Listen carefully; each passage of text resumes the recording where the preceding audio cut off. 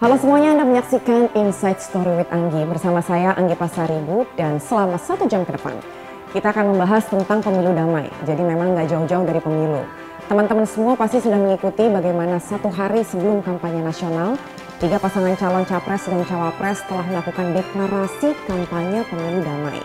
Pasangan Anies Baswedan Mohaimin Iskandar, Prabowo Subianto Gibran Rakabuming Raka dan Ganjar Pranowo Mahfud MD bersama-sama telah mendeklarasikan kampanye pemilu damai dan menandatangani fakta integritas yang berjanji untuk melakukan kampanye yang tidak saling menjatuhkan. Kantor KPU RI di Menteng, Jakarta Pusat jadi titik awal. Ketiganya beserta jajaran elit politik dan perangkat pemerintahan, Kapolri, Panglima TNI, pastikan mengusung kampanye damai selama 75 hari masa kampanye. Dalam deklarasi kali ini, Ketua KPU Hashim Asyari bacakan naskah deklarasi pemilu tahun 2024. Ada 3 poin penting. 1. Mewujudkan pemilu yang langsung, umum, bebas, rahasia, jujur, dan adil. 2. Melaksanakan kampanye pemilu yang aman, tertib, damai, berintegritas, tanpa hoaks, tanpa politisasi sara, dan tanpa politik uang. 3. Melaksanakan kampanye pemilu berdasarkan perundang-undangan yang berlaku. Pada kesempatan ini adalah momentum yang penting sebagai sesama anak bangsa, sebagai sesama peserta pemilu, baru saja kita saksikan bersama-sama telah meneguhkan niat dan menyatakan sikap untuk bersama-sama berkolaborasi, bergandengan tangan untuk menyelenggarakan pemilu berdasarkan azas pemilu langsung, umum, bebas, rahasia, jujur, dan adil.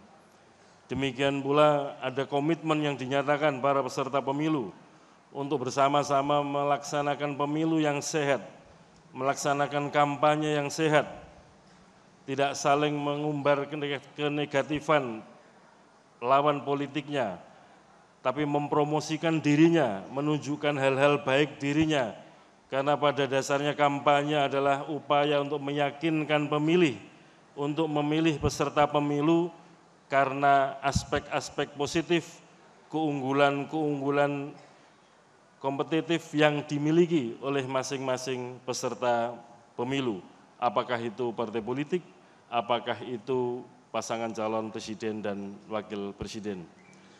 Ibu, Bapak, Saudara sekalian, kami meyakini sebagaimana yang tertera salah satu simbol yang digunakan oleh KPU, pemilu sebagai sarana integrasi bangsa. Mengapa ini kami rumuskan? Di antara yang paling penting adalah nanti pada hari Rabu tanggal 14 Februari tahun 2024, semua partai politik untuk di semua tingkatan, apakah DPR RI, DPRD Provinsi, dan DPRD Kabupaten Kota, pasti saling bersaing, saling berkompetisi untuk mendapatkan simpati, dukungan, dan suara dari rakyat yang bisa dikonversi untuk menjadi perolehan kursi baik DPR RI, DPRD Provinsi maupun DPRD Kabupaten Kota. Semua bersaing, semua berkompetisi. Namun dalam jangka waktu 35 hari ke depan, sekitar tanggal 20 Maret 2024, sudah ada kegiatan penetapan hasil pemilu nasional, dalam hal ini adalah hasil berupa perolehan suara semua partai politik untuk semua tingkatan lembaga perwakilan, semua pasangan calon presiden yang ditetapkan oleh KPU.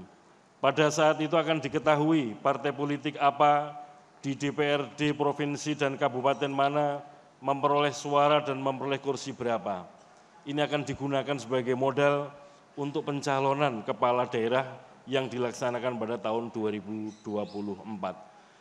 Ukuran untuk mendapatkan tiket dapat mencalonkan pasangan calon kepala daerah adalah minimal perolehan kursi 20% kursi DPRD atau suara sah untuk DPRD di tempatnya masing-masing minimal 25%. Betul bahwa tanggal 14 Februari 2024 saling berkompetisi, saling meraih simpati untuk mendapatkan perolehan suara dan kursi sebanyak-banyaknya. Namun demikian kami meyakini gesekan-gesekan tidak akan terjadi secara keras karena nanti begitu tanggal 20 Maret 2024 partai politik masing-masing akan sama-sama memeriksa apakah memperoleh suara atau kursi batas minimal untuk pencalonan kepala daerah. Bila tidak, maka kemudian harus mencari partner, mencari kawan untuk berkoalisi atau mendapatkan gabungan dalam pencalonan kepala daerah. Kalau dalam pemilu 2024, tepatnya untuk pemilu legislatif, gesekan kompetisinya keras, pasti akan sulit cari kawan untuk pencalonan kepala daerah. Dengan begitu, kompetisi di pemilu 2024 yang juga berbarengan atau serentak di tahun yang sama dengan penyelenggaraan Pilkada 2024 bisa menjadi modal bagi kita semua, terutama para partai politik, untuk bersaing, berkompetisi secara sehat, karena pada dasarnya nanti yang sekarang ini di 14 Februari 2024 menjadi lawan politik, bisa jadi nanti menjadi kawan berpolitik dalam pilkada.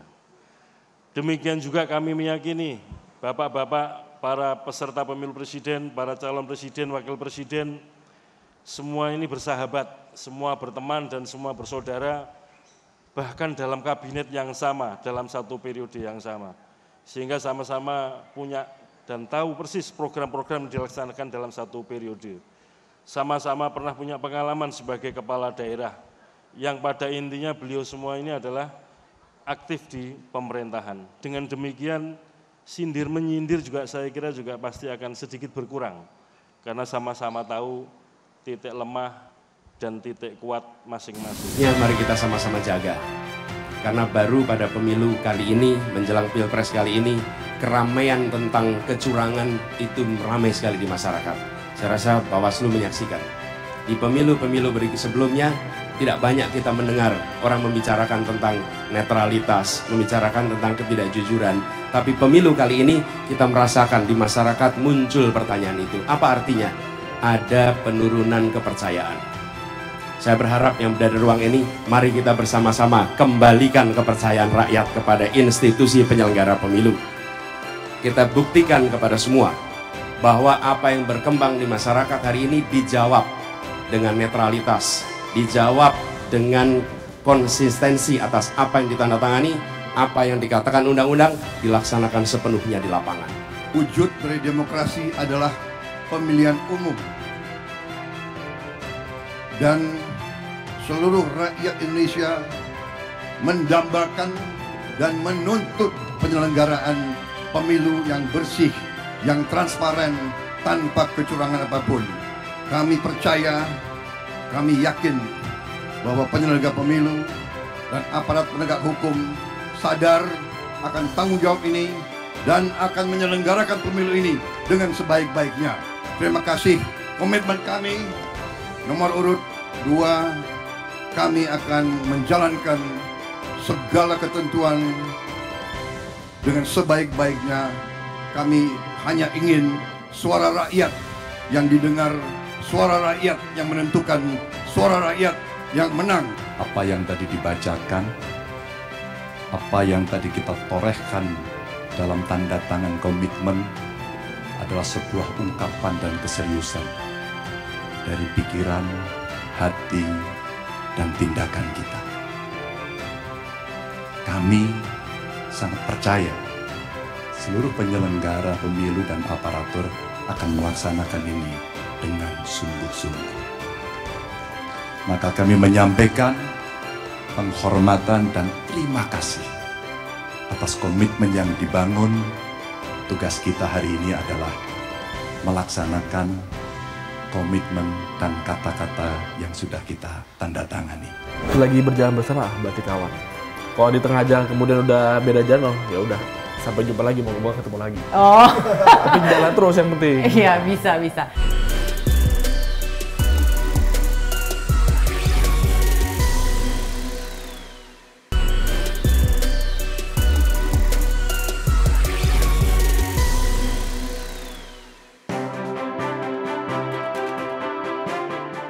...75 hari masa kampanye telah dimulai Selasa 28 November 2023 kemarin.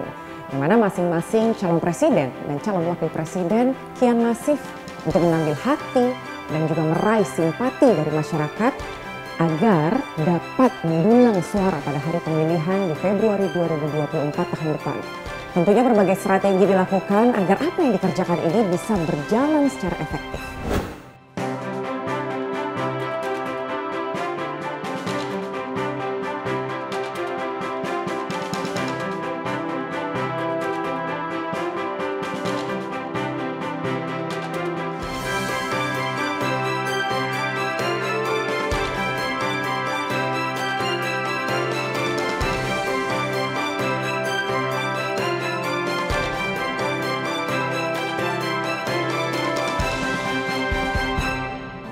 Pemilih pada pemilu 2024 ini akan didominasi oleh pemilih muda. Melansir dari hasil rekapitulasi DPT, 66,8 juta generasi milenial dengan rentang usia 27 hingga 43 tahun ini akan menjadi pemilih yang terbanyak.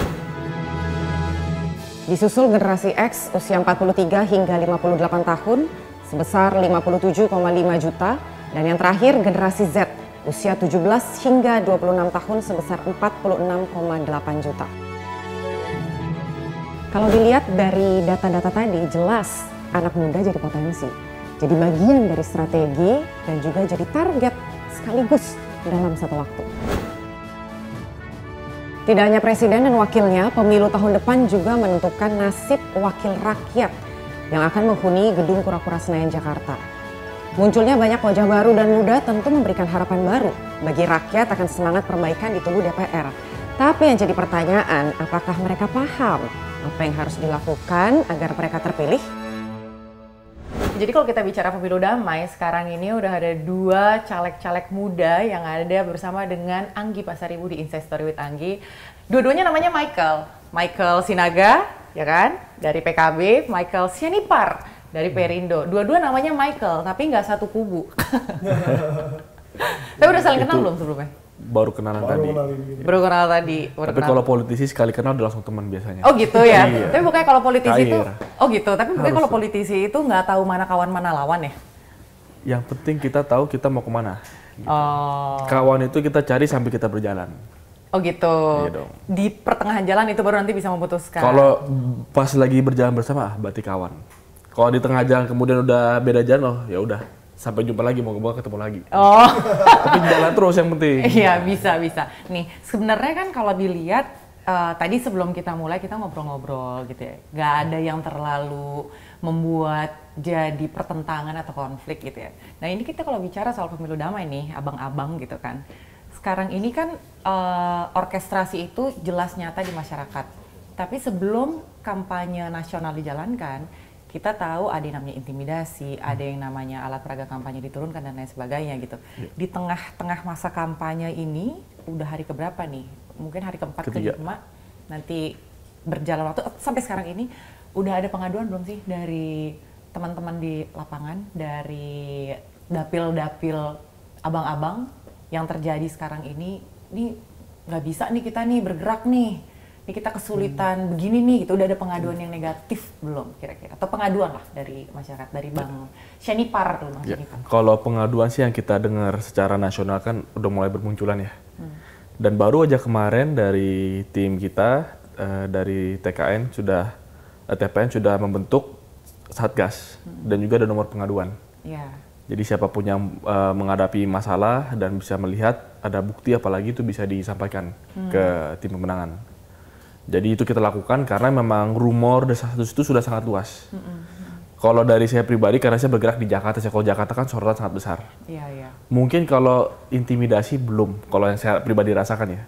Tapi kalau kita lihat turun ke lapangan tuh ya sebenarnya dari masa-masa beberapa minggu yang lalu kan kelihatan ada baliho mana yang tidak diturunkan. Artinya ada sifatnya bukan intimidasi, tapi kok ada satu hal yang aneh. Yang bagi saya sih ini ketidakadilan, begitu. Nah itu yang mengkhawatirkan bagi kita. Bicara soal tadi pemilu damai, kalau kami punya keyakinan kedamaian itu hanya bisa ada kalau ada keadilan. Kedamaian tanpa keadilan itu adalah kedamaian yang semu. Pura-pura damai tapi satu pihak ditindas, satu pihak diuntungkan secara curang.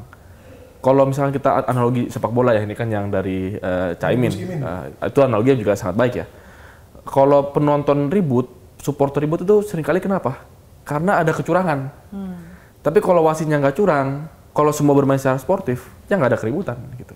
Jadi kalau kita bicara pemilu damai, saya juga nggak pengen kita bicara pemilu damai seolah-olah yuk damai yuk, tapi di belakang main, di belakang ada apa gitu. Itu kedamaian apa, ini namanya penindasan gitu. Jadi yang kami harapkan harus ada keadilan, baru kita bisa berharap ada kedamaian gitu. Kalau Bang Sinaga sendiri udah sempat mendengar pengaduan-pengaduan yang aneh?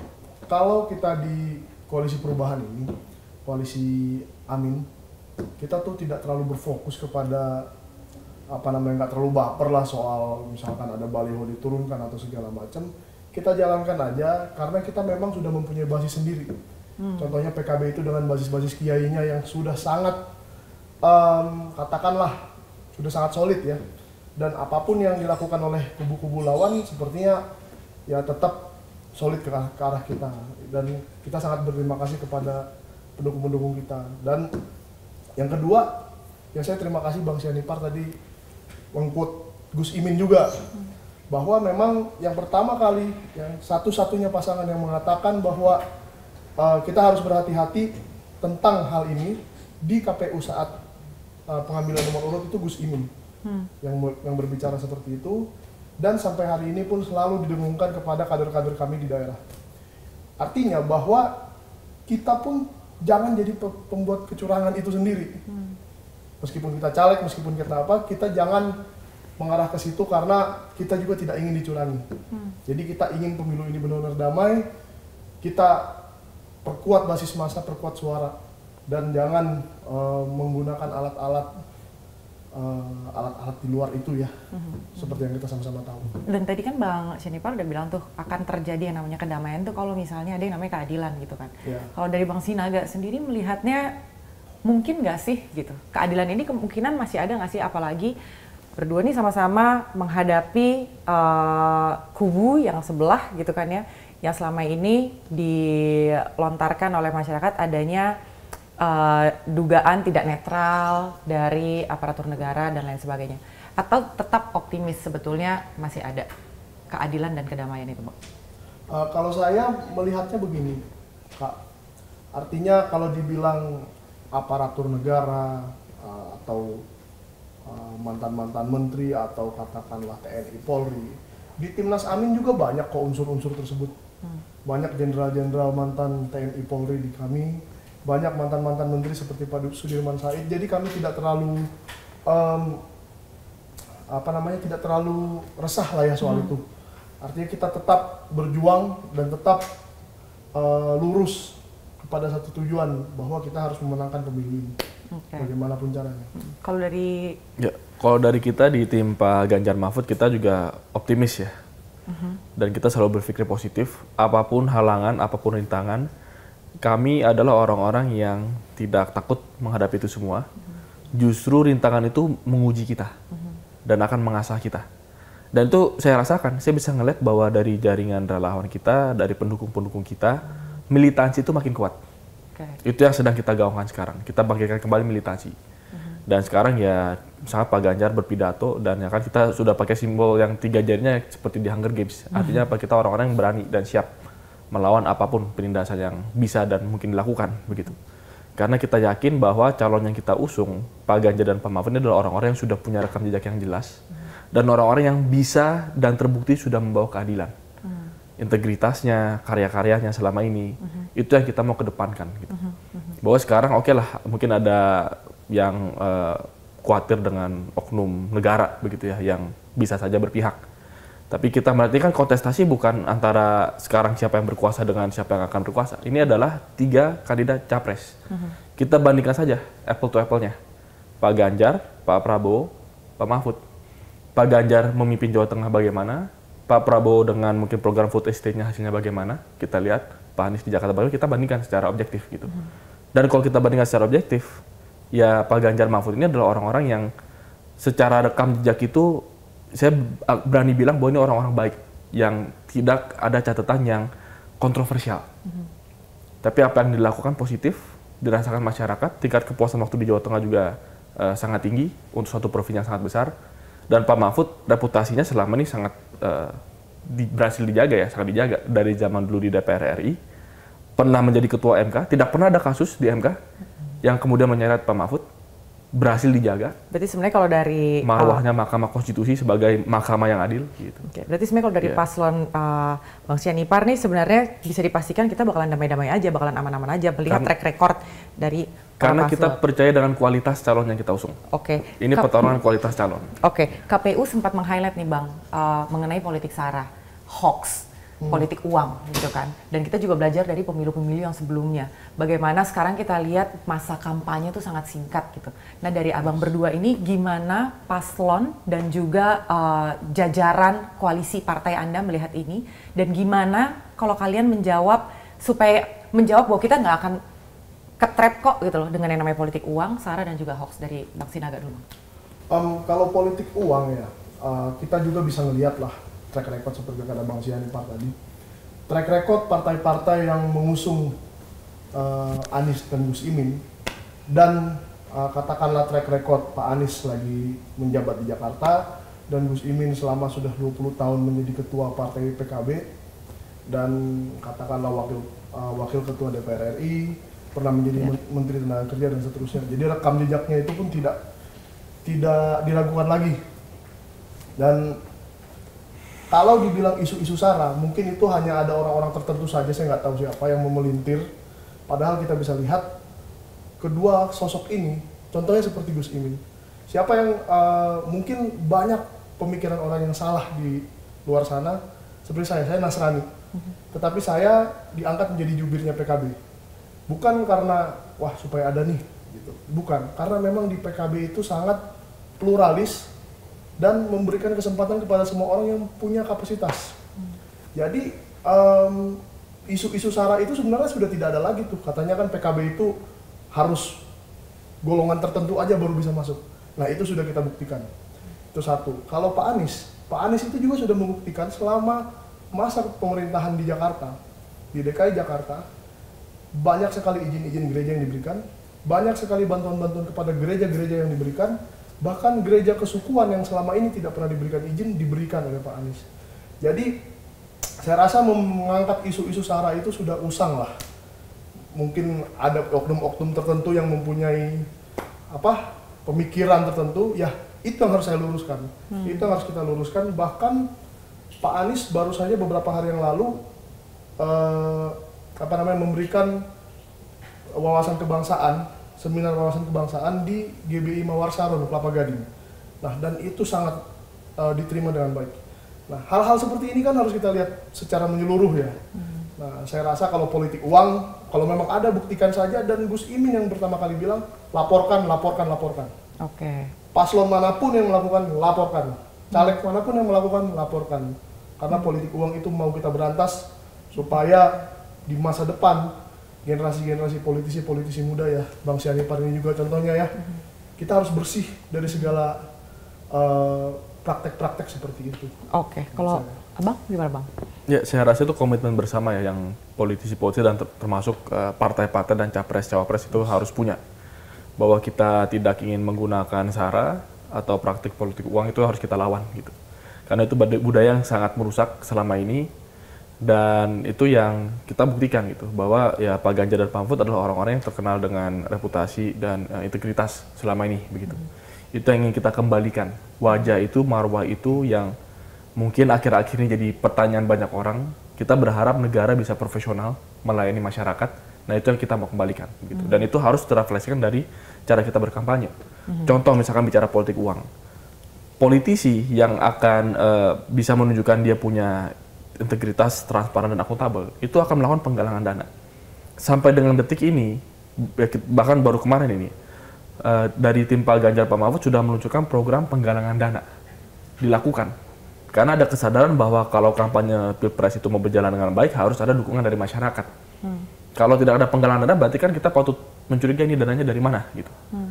Apakah dananya didapatkan dari pihak-pihak yang tidak bertanggung jawab, dan akan digunakan untuk hal-hal yang tidak bertanggung jawab juga, gitu.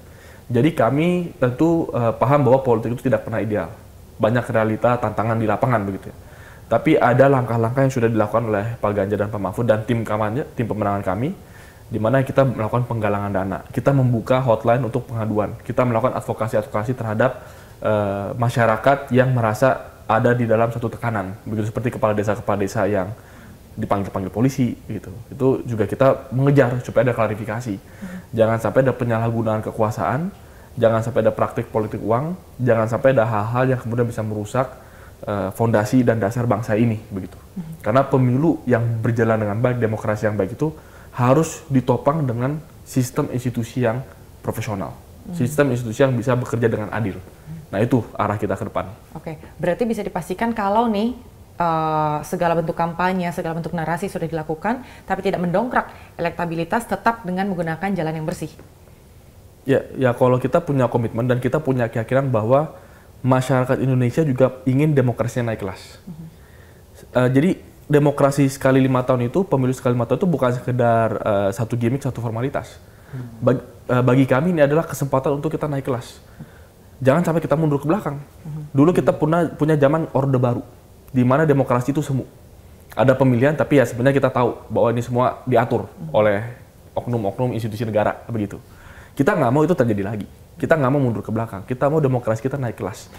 Hasil-hasil reformasi kita rayakan sekarang, jangan sampai direbut kembali, justru kita harus tingkatkan. Dan itu akan kita ekspresikan dari cara kita berkampanye di pemilu 2024 ini. Oke, dari Bang Sianipar sudah jelas komitmennya akan tetap jalan yang bersih, meskipun misalnya segala bentuk kampanyenya dan tidak mendongkrak elektabilitas, tetap jalannya harus yang bersih. Kalau dari Bang Sinangga tetap berkomitmen dan tetap konsisten dengan jalan yang bersih. Kalau saya mewakili PKB-nya dulu ya. Kalau di PKB kita memang, saya agak lupa istilahnya, karena saya juga bukan muslim, tetapi memang kita melakukan politik itu dengan lurus. Politik itu adalah pengabdian, pengabdian itu juga kepada Tuhan. Bukan hanya kepada masyarakat, tapi pada Tuhan juga. Karena ini adalah jalur untuk mensejahterakan masyarakat. Jadi kalau dimulai dengan hal-hal yang curang, hal-hal yang kotor, kejahatan, kotor dan semacamnya, ya apakah itu akan menghasilkan hal yang baik? Saya rasa nggak mungkin. Nah, soal penggalangan dana tadi saya juga agak menarik nih. Ya mungkin di bagian di tim sana mereka melakukan penggalangan dana. Nah, saya mau kaitkan ini dengan kata-kata Pak Anies di waktu di saya nggak salah. Beliau mengatakan pengusaha aja banyak yang takut untuk bergabung ke tim Amin. Saya nggak tahu tuh persisnya siapa atau apa kata-katanya yang membuat mereka ada takut. Intimidasi juga. Saya nggak tahu tuh. Banyak yang takut juga nggak kalau gitu pengusaha di tim Ganjar? Ya yang kita ketahui kalau kita lihat realita di lapangan, ya dibandingkan dengan kubu yang lain kita masih lebih kekurangan lah. Tapi kita bergerak apa adanya, walaupun kita harus bekerja dengan relatif sederhana, tapi ya kita gerak gitu.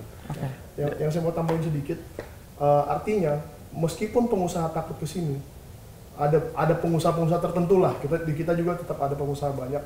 Tetapi meskipun orang-orang tertentu itu takut ke sini, meskipun dana relatif minim seperti kata kubunya Bang Sianipar tadi, kalau kita datang ke masyarakat, mereka itu datang sendiri tanpa harus diberikan digalang lah, pakai bis atau pakai apa seperti itu. Nggak harus membeli masyarakat. Nah, banyak sekali waktu Pak Anies ke Kampung Tanah Merah kemarin misalnya, pas hari pertama kampanye, itu kan memang masyarakat sekitar yang antusias. Dan beliau kemana-mana, ke Makassar, ke Sidoarjo, ke Malang kemarin, itu banjir sekali masa di lapangan itu, dan memang siapa sih yang kuat bayar segitu? Itu, dan apalagi di berbagai kota. Nah, jadi kita sangat melihat arus perubahan ini diinginkan masyarakat. Arus perubahan diinginkan masyarakat, dan itu suaranya dari bawah ke atas. Oke. Berarti sebetulnya kalau saya bisa simpulkan, teman-teman semuanya perwakilan dari kubu Amin dan juga dari GP dan Mahfud begitu ya. Saya percaya juga dari kubu Prabowo Gibran juga pasti menyuarakan hal yang sama, bahwa tetap bekerja dengan sebaik-baiknya, demokrasi yang naik kelas, demokrasi yang bersih. Dan nanti kita juga coba tanyakan ke pengamat politik, betul nggak sih, bisa nggak sih kalau misalnya kampanye damai itu terrealisasi dengan adanya nanti debat-debat capres dan juga cawapres yang akan dilakukan dalam waktu beberapa saat lagi. Kira-kira bisa nggak menjamin gitu atau meyakinkan masyarakat dengan visi-visinya, dengan program-programnya, dengan cara yang bersih tadi? Semoga kurikulum di Indonesia itu bisa lebih perbaiki. Jadi nggak semuanya harus belajar yang sama, tapi mungkin kita bisa lebih menjadi generasi yang spesialis, nggak terlalu generalis, walaupun generalis itu baik.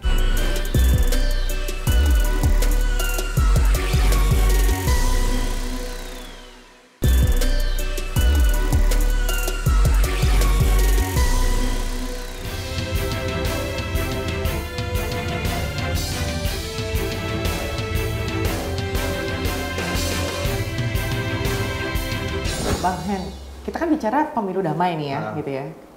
Deklarasi udah sering banget nih kita dengar gitu kan, fakta integritas sudah ditandatangani. Cuman masyarakat ini sebenarnya hanya ingin melihat bukti. Sebetulnya bisa nggak sih Bang bahwa pemilu damai itu betul-betul terrealisasi? Atau ini cuma sebatas orkestrasi semata pemilu damai gitu kan?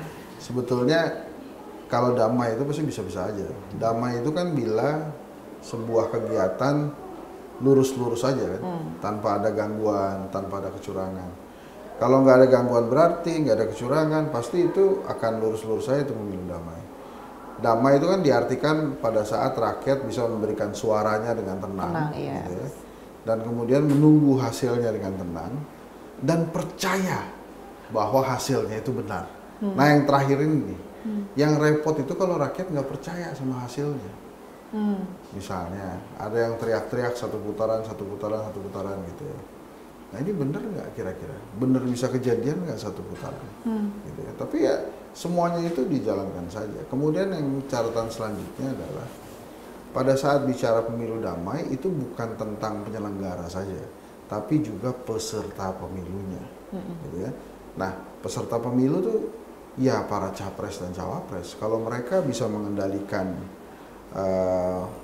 pengikutnya, kemudian bisa mengendalikan pendukungnya, itu pasti akan baik-baik saja. Tapi jangan kemudian diada-adakan seolah-olah panas, padahal nggak panas, gitu kan?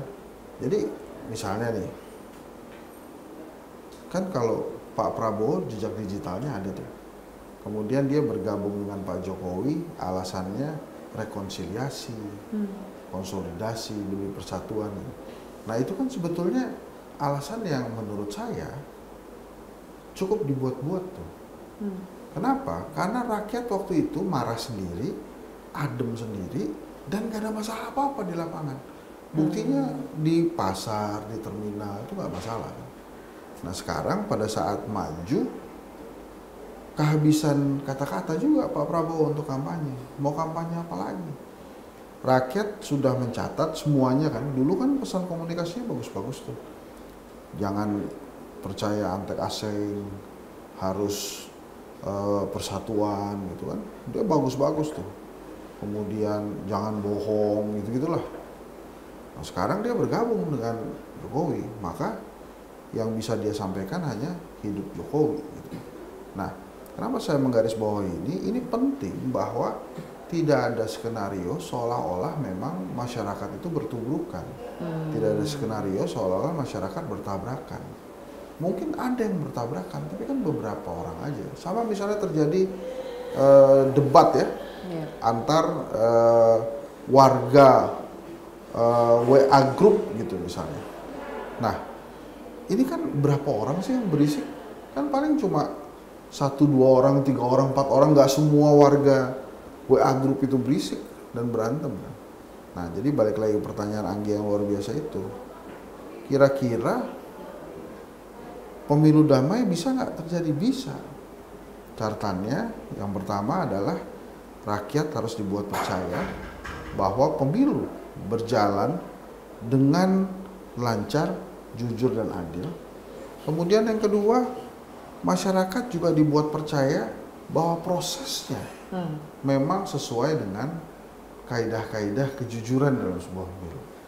Nah selanjutnya dari penyelenggara hingga peserta memang ada keinginan untuk membuat sebuah pemilu yang damai. Gimana caranya? Pesan komunikasi politiknya tidak yang provokatif.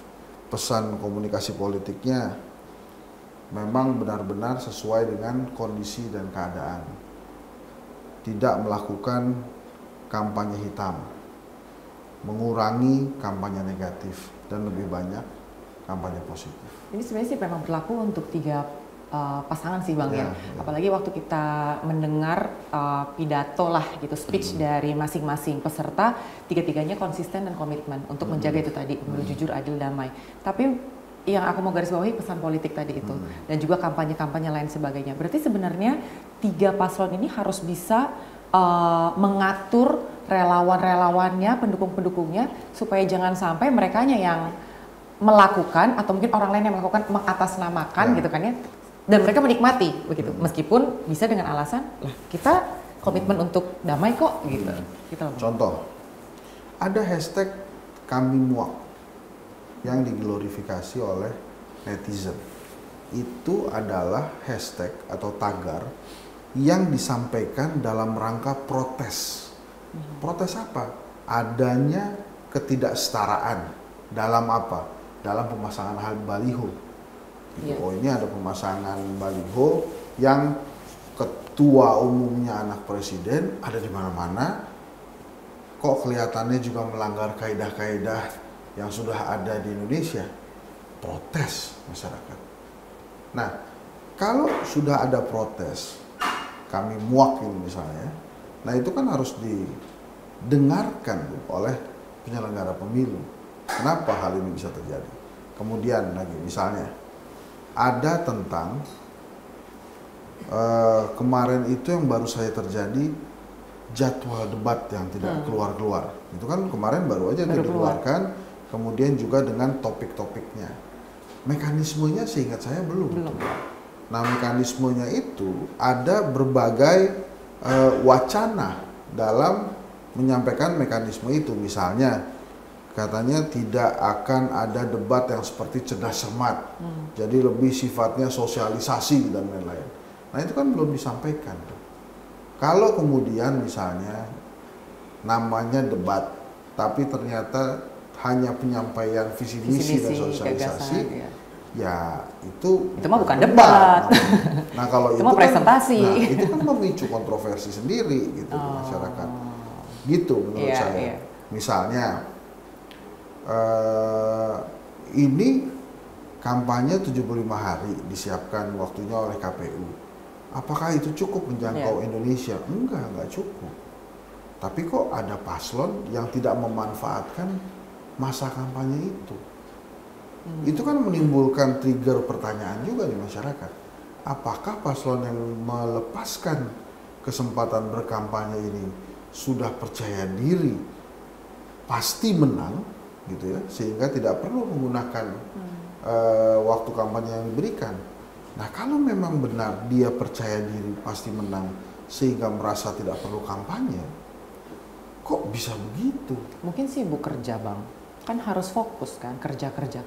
Nah, apakah pilpresnya tidak penting?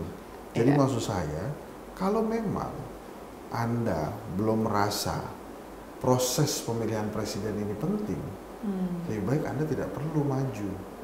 Masih banyak orang Indonesia yang lebih serius gitu. Ini kan pemilu 2024 ini kan sebetulnya diikuti oleh 5 putra terbaik bangsa dan 1 putra presiden kan.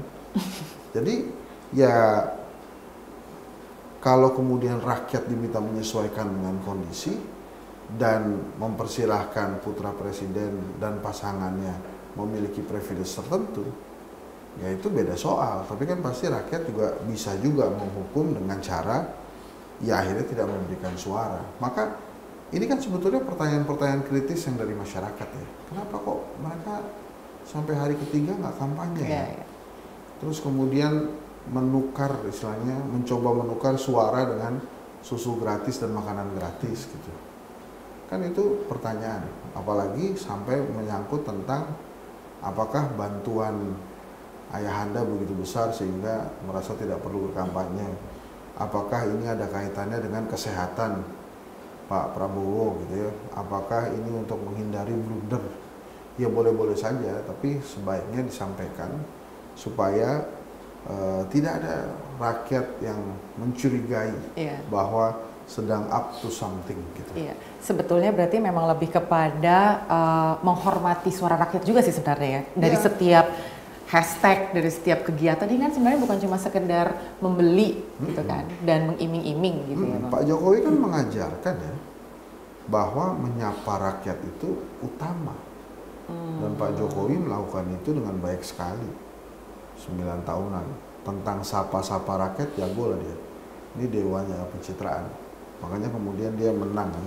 Maka itu oleh karena itu sebetulnya apa yang sudah diajarkan Pak Jokowi itu digunakan aja, dipakai gitu. Jangan kemudian kok memulai hal baru, apalagi juga menampilkan, menurut saya ya, mengecilkan arti pilpres itu sendiri. Iya. Aku sempat ngobrol Bang sama beberapa perwakilan caleg muda dari masing-masing lah, dari kubu 01, 02 dan juga 03 gitu ya. Ini bicara soal intimidasi dan juga kecurangan yang dari tadi kita juga udah sempat bahas, dan baru-baru ini kita juga tahu ada yang namanya hotline pengaduan gitu kan. Nah, ketika hotline pengaduan itu memang ada laporannya yang masuk dan sudah mendekati pilpres atau mungkin nanti pada saat penghitungan suara, itu kira-kira kesalahan-kesalahan atau kecurangan-kecurangan itu bisa dianulir atau bisa diapakan gitu loh Bang. Kalau ini cuma sebatas oke, kita buka hotline-nya gitu, kita buka laporannya, pengaduannya. Tapi ya udah cuma sebatas formalitas, itu gimana Bang? Ini menarik pertanyaan. Jadi memang proses pemilu di Indonesia itu kan ada KPU yang sebagai penyelenggara, kemudian ada Bawaslu yang mengawasi. Masih kurang itu, ada yang namanya DKPP yang mengawasi perilaku atau misalnya pelaksanaan tugas dari KPU dan Bawaslu. Sebetulnya serangkaian birokrasi kuat untuk mencegah kecurangan dan keinginan ada pemilu damai itu sudah disiapkan, tapi mereka tidak memiliki kekuatan untuk menghukum. Itu kan tetap harus aparat ya. Jadi Bawaslu melaporkan ke aparat kemudian melakukan penindakan gitu. Nah, bila semuanya sesuai dengan aturannya, harusnya yang namanya pemilu damai itu bisa dilakukan gitu. Kan ada sebuah yel-yel terkenal tuh ya yang dimunculkan oleh Bali United kepada aparat, tugasmu mengayomi, benar nggak? Tugasmu mengayomi, Pak Polisi, jangan ikut kompetisi yang gitu. Nah itu kan sebetulnya jingle yang bagus, yang artinya memang mengajak aparat untuk berada dalam tatanan semestinya untuk mengayomi masyarakat Indonesia. Dan sampai hari ini Kepolisian Republik Indonesia benar tuh, bagus tuh. Nah ini sekarang tinggal bagaimana implementasi supaya pemilu damainya bisa terpenuhi. Maka kalau kembali lagi bicara ke sana, ini semua unsur di atas elit ya, ini harus menjaga. Jadi penyelenggara pemilu, kemudian peserta pemilu, capres-cawapres termasuk partai politik. Karena kalau mereka berdua, dua kelompok besar ini memang mendorong pemilu yang damai, maka yang di bawah nggak ada apa-apa tuh. Nah ini memang sebenarnya damai itu artinya bukan tidak ada debat. Damai itu artinya bukan tidak ada perbedaan pendapat. Kan kalau nggak ada perbedaan pendapat, nggak ada debat, ya gambreng aja, lebih murah kan. Tapi kan ini harusnya harus ada perbedaan pendapat, harus ada gagasan yang diajukan gitu. Nah, dan perbedaan itu sebenarnya bukan berarti kita berlawanan, iya, bukan berarti musuhan. Kita harus bisa menerima perbedaan-perbedaan itu sebagai fondasi damai. Gitu. Nah, satu lagi sebetulnya yang perlu juga diantisipasi justru adalah pelaksanaan demokrasinya. Pelaksanaan demokrasinya nih oke atau tidak, karena kan diawali dengan gonjang-ganjing MK, kemudian ada keputusan MK yang membuat justru tetap langgengnya salah satu peserta pilpres kan. Nah, apakah itu kemudian akan mengganggu keseluruhan proses demokrasi? Sangat mungkin gitu. Makanya pada kesempatan ini sebetulnya saya juga mengajak dunia internasional untuk juga mengawasi proses demokrasi di Indonesia, bukan hanya untuk damainya Indonesia, tapi juga secara geopolitik proses demokrasi di Indonesia ini harus dijaga. Makanya saya beberapa waktu lalu melalui X ya itu mengglorikan atau menyampaikan pesan SOS demokrasi Indonesia. Karena Indonesia sebagai salah satu negara yang memiliki sistem demokrasi, bila kemudian demokrasinya diganggu dan hasilnya tidak sesuai dengan keinginan rakyat gitu ya, tidak sesuai dengan keinginan dari proses demokrasi itu sendiri, maka yang berbahaya, yang kena efek negatifnya juga adalah geopolitik, baik itu ASEAN dan Asia. Makanya menurut saya SOS demokrasi ini perlu digaungkan. Dan satu lagi, saya mengajak universitas untuk menjadi lokomotif utama mengawasi jalannya pemilu 2024. Buat saya, siapapun pemenangnya, baik itu Prabowo, Gibran, Anies, Muhaimin, atau Ganjar Mahfud yang menang, nggak apa-apa. Asal memang benar-benar dipilih oleh rakyat. Rakyat contreng dia, rakyat coblos dia, tapi bukan karena adanya misalnya nanti ada kecurangan, misalnya atau ada pelanggaran-pelanggaran. Kalau ini memang dipilih siapapun presidennya, ya kita terima-terima aja ya. Nggak masalah gitu. Nah itu menurut saya. Maka karena tadi ada drama MK, kemudian ada drama Mahkamah Konstitusi, saya rasa tidak berlebihan untuk menyampaikan atau mengundang ke dunia internasional untuk juga memastikan jalannya proses demokrasi yang benar di Indonesia.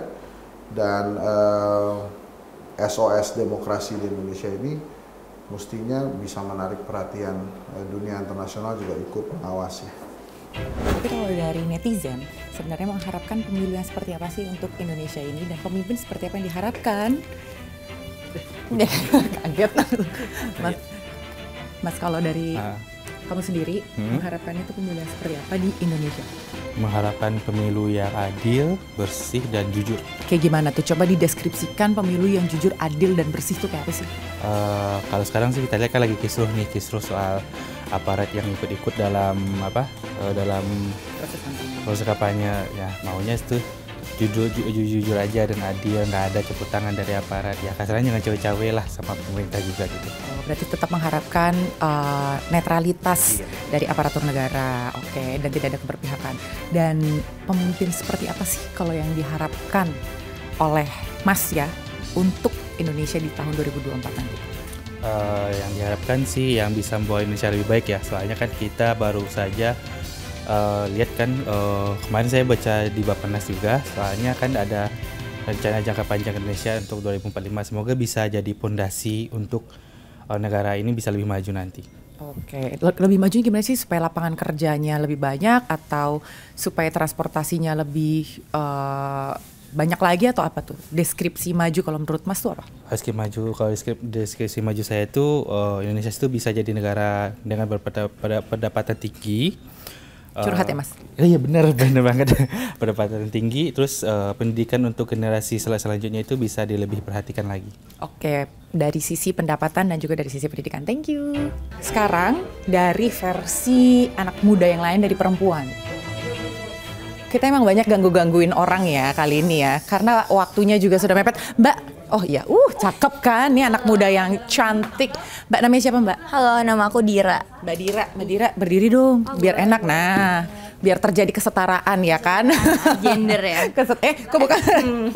Kesetaraan tinggi badan. Betul. Mbak, di momen-momen pemilu nih ya, kampanye ini, kalau dari Mbak Dira sendiri tuh mengharapkan pemilu yang kayak gimana sih? Yang pastinya kalau menurut aku pemilunya itu harus terjaga ya, dalam artian semoga nggak ada kecurangan, terus semuanya dilakukannya itu dengan baik, dengan bersih juga, dan semoga kita juga bisa mendapatkan hasil yang terbaik juga, nggak cuma buat kita sendiri tapi juga buat Indonesia. Kecurangan kalau menurut Mbak Dira tuh kayak gimana sih? Menurut aku kayak dengan adanya gratifikasi aja itu udah salah satu kecurangan. Jadi menurut aku semoga semuanya itu bisa berjalan secara bersih, di mana memang itu pilihan sendiri dari masyarakat, bukan emang tuntutan. Bukan ada intervensi. Betul. Nah kalau dari Mbak Dira yang diharapkan sosok pemimpin yang seperti apa yang bisa atau yang diperlukan oleh Indonesia ke depan? Oke, yang pastinya pemimpin yang amanah dan juga bisa menjalankan semua, ibaratkan janji-janjinya itu benar-benar terrealisasi. Jadi nggak cuma sekedar janji manis, karena kita kan sebagai cewek udah biasa dapet janji manis dari cowok. Bagi kan pemimpin Indonesia kebanyakan cowok ya. Jadi kalau bisa kayak tolong banget bapak-bapak, yuk kita tepati janji-janji bapak agar Indonesia itu maju ke kancah internasional, bukan nasional aja. Contohnya dong, satu deh, kalau dari Mbak Dira nih, yang paling diharapkan tuh sosok pemimpin yang misalnya yang bisa membawa pendidikan kita perempuan bisa apa gitu, atau gimana kalau dari Mbak? Kalau menurut aku yang pastinya kalau dari pendidikan sama transportasi. Kenapa? Karena Pekerja banget banget gitu. Kalau transportasi itu menurut aku kayak adanya MRT dan LRT ini kan sangat membantu. Mungkin bisa lebih dieksplor lagi aja jalurnya. Jadi biar semua masyarakat di segala penjuru daerah itu bisa bisa mobilitasnya bisa lebih tinggi lagi dan nggak susah untuk transportasi. Terus yang kedua, kalau untuk masa pendidikan yang pastinya kesetaraan gender. Jadi perempuan juga bisa mengambil jurusan-jurusan yang seperti laki-laki juga tanpa adanya diskriminasi, dan juga semoga kurikulum di Indonesia itu bisa lebih diperbaiki. Jadi nggak semuanya harus belajar yang sama, tapi mungkin kita bisa lebih menjadi generasi yang spesialis, nggak terlalu generalis, walaupun generalis itu baik. Mbak pinter banget sih, Mbak. Dulu kuliahnya apa? Takut banget. Aku ekonomi pembangunan kebetulan. Oh, pantas. Jadi kalau menurut Mbak Dira, pendidikan ada perlindungan terhadap hak-hak perempuan dan juga transportasi supaya mempermudah mobilisasi ya. Cakep. Harus ada lagi perwakilan dari anak-anak muda ya. Karena kan katanya anak muda ini sekarang menjadi subjek bukan objek. Tuh pas lagi baca berita kan. Mbak namanya siapa? Aku Mika. Mbak Mika. Mbak, kamu udah bisa nyoblos kan? Udah bisa. Tuh, udah bisa. Nanti kalau nggak bisa, aneh banget nanya. Mbak Mika, kamu mengharapkan pemilu yang kayak apa sih kali ini? Yang pastinya untuk pemimpin Indonesia kita nantinya di tahun 2024, kita mencari orang yang pemimpin yang bisa bertanggung jawab, yang bisa memegang kata-kata dia. Apalagi kan kemarin udah banyak janji manis yang dilontarkan dari calon-calon presiden.